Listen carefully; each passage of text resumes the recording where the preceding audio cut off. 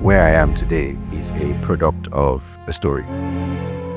There is a lot inside me. I also happen to be a dreamer. I believe God is the ultimate storyteller. That's from where I flow. Today on the Crea8torium Show, we have the honor of hosting His Majesty Ogiame Atuwatse III, the Olu of Warri. They're saying you have 10,000 aura points. Wow, can we translate that to dollars? A custodian of culture, Sometimes I feel that though I'm between the Old and New Testament, a leader of the people, there's a lot of young people who are looking up and saying, make this thing cool. and a voice of wisdom for our time. The coolest video on the internet right now, in my opinion, is a video of you on a scooter. Next thing I know, I am looking at cameras. For creators and professionals who feel boxed in by the way things have always been done, what's the one practical step you think they need to take this year? I would say when you want to, I really like his stance on that. the times change. As custodians of culture, we have to move with the times. Storytelling is a way. You see, once upon a time,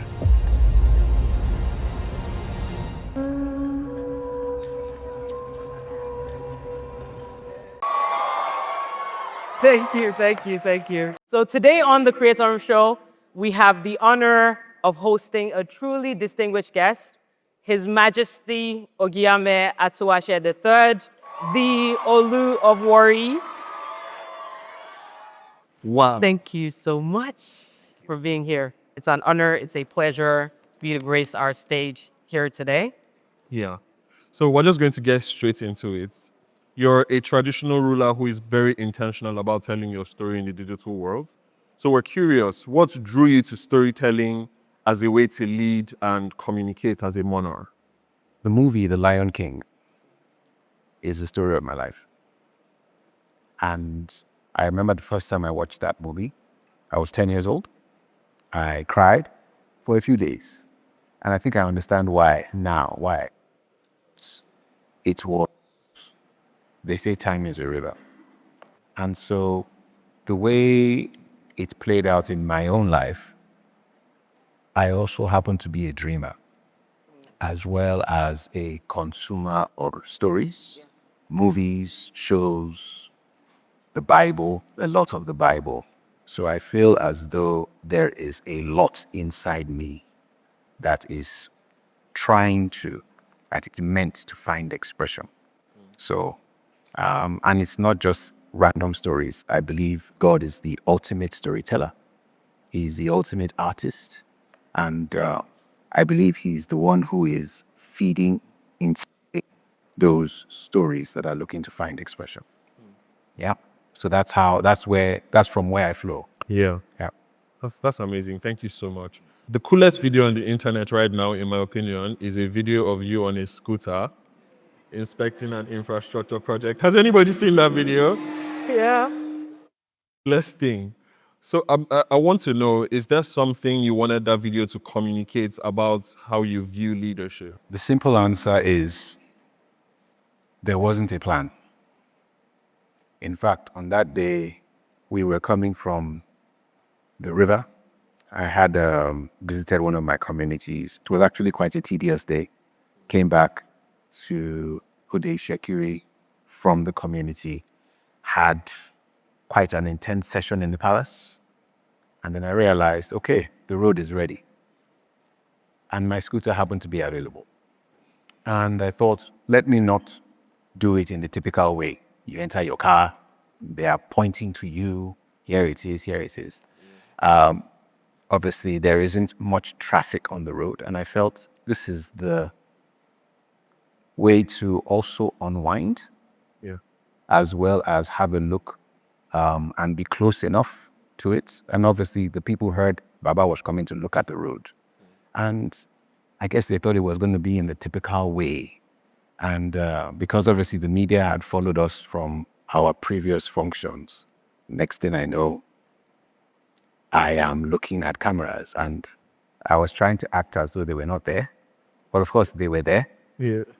But I suppose it ended up being a tool in itself, even though it wasn't necessarily intended And I got a lot of calls. People were afraid. People were excited, wondering if I'm going to have a traditional helmet made so I can wear a helmet. And, I actually had me thinking that even if this was 1700 and the latest technology was made available to the king, he would have wanted to understand it.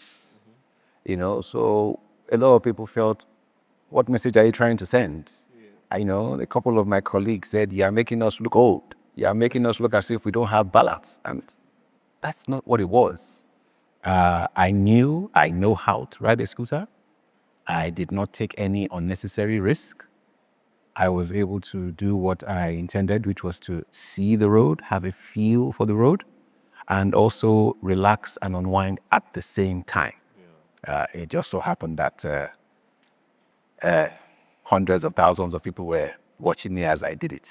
Yeah, they're saying you have 10,000 aura points. Wow. Is that, can we translate that to dollars?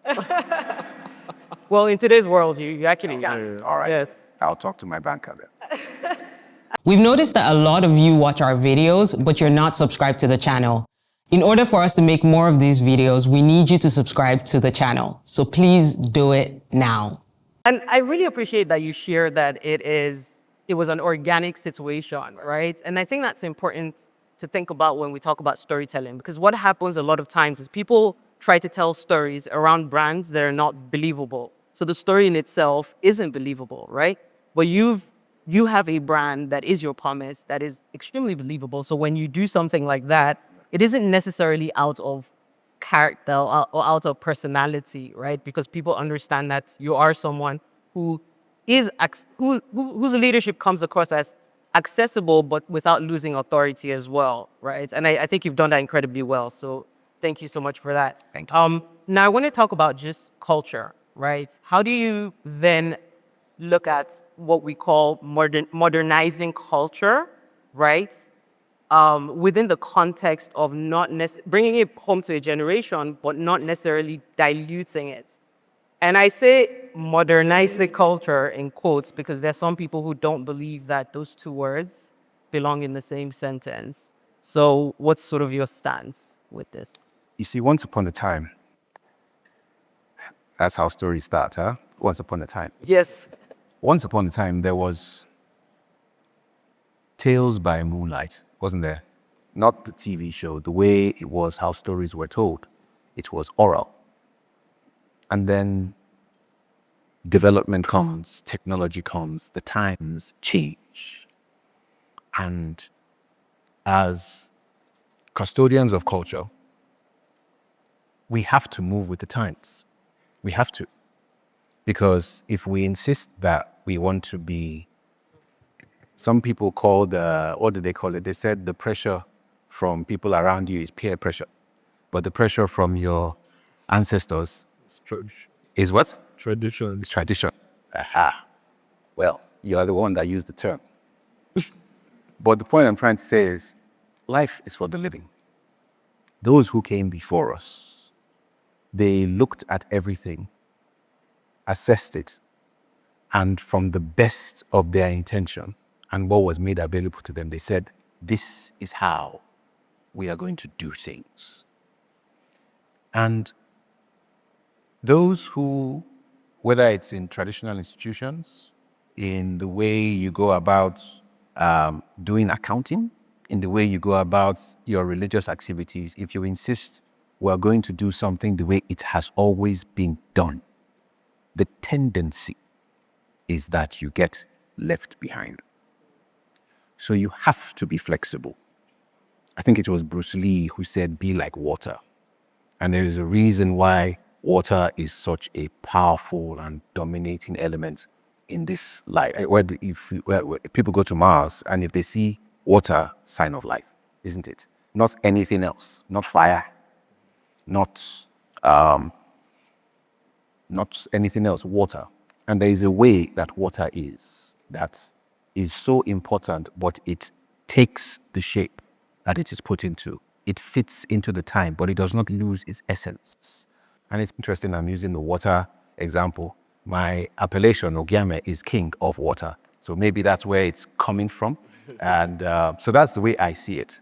And a lot of, sometimes I feel like though I'm between the Old and New Testament, in a sense. I am surrounded by a lot of old people who feel it has to be this way. And there's a lot of young people who are looking up and saying, make this thing cool, make it relevant. We want to have our hand on this, but this generation, they will, I don't want to say they will cancel, they can't cancel me. They will move on. And while I am very much true to my bloodline. I am true to those who have come before me. But I also feel this is very much a transition period for this throne, for our people, for the time. And when you look at, I don't even want to use the British royal family. I feel like that's too easy. But there's a reason why they have survived. There is a reason. They are not still wearing fur coats. Things change, times change, but yet there is a lot of reverence given to that institution. But there are other places all over the world. I always like to use Thailand. I like to use Japan, where the monarchies they are deified. King Charles is not even deified. People say hi. They walk up to him and shake his hand. You can't shake the hand of the king of Thailand. The emperor of Japan is still considered a deity.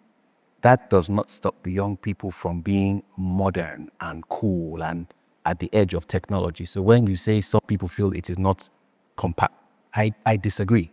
I disagree completely. And there's a reason why we have examples that these things are compatible.